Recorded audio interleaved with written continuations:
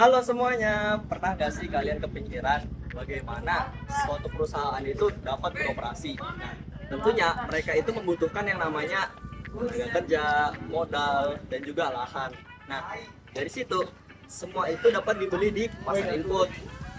Agar lebih gampang dipahami, kita bakal tunjukin nih lewat simulasi sederhana. Yuk kita lihat.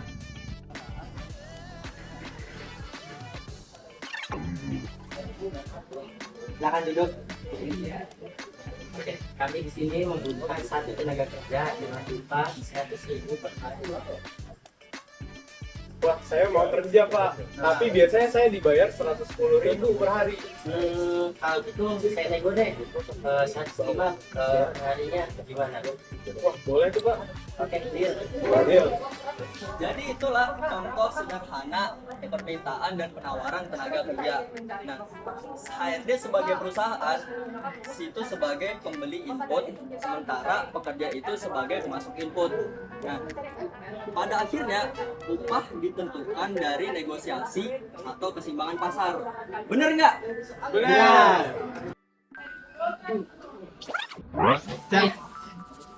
Jadi gitu. Ya, gimana? Jadi kalau saya punya mesin roti. Iya. Jadi mesin roti sama kita butuh berapa? Iya. Berapa harganya? Si saya ngasih 5 juta.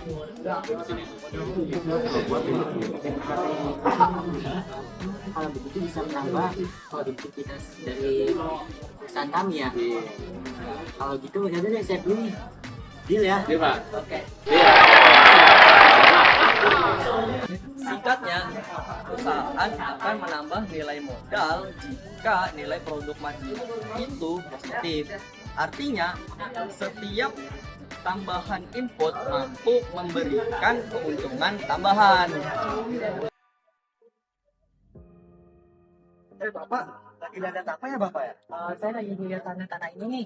Saya lihat dengan tanah ini menjadi lahan usaha saya nanti. Kebetulan tanah di depan Bapak ini milik saya Pak. Ini tanya Bapak. Kalau boleh tahu ukuran sama berapa nih Pak? Kalau untuk ukurannya itu 10 kali 10 Pak. Dan harganya itu saya kasih.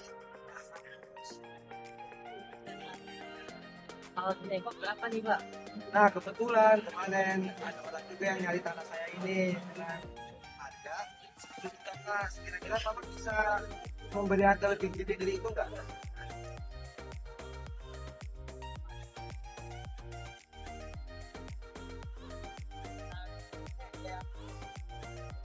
Kalau 50 ya? Iya. Oh boleh deh kalau begitu. Oke, oke deal. Terima kasih Bapak. Inilah persaingan pemasok input dalam menawarkan lahan. Nah, di sini perusahaan akan memilih harga yang lebih efisien. Kita kan udah lihat nih contoh simulasi sederhananya. Sekarang kita lanjut ke kesimpulannya. Yang pertama, pasar input adalah pasar tempat perusahaan membeli faktor produksi seperti tenaga kerja, modal, dan juga lahan. Nah, poin yang kedua merupakan permintaan terhadap input muncul karena adanya permintaan terhadap barang atau jasa yang ingin diproduksi oleh perusahaan. Nah, hal tersebut dikatakan sebagai deliberate demand. Dan yang ketiga adalah penawaran input berasal dari rumah tangga yang menyediakan tenaga, modal, dan lahan.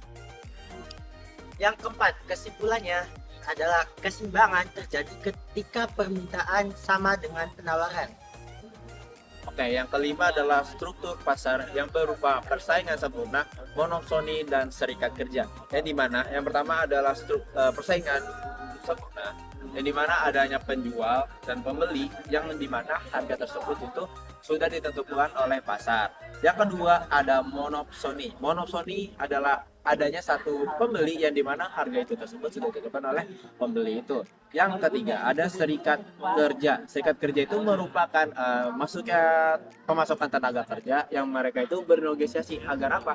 Agar mereka bisa mengubah upah mereka dan bisa memperbaiki kondisi kerja mereka. Nah, dari kondisi itu tersebut itu menggambarkan bagaimana perusahaan itu membeli input untuk menjalankan produksinya.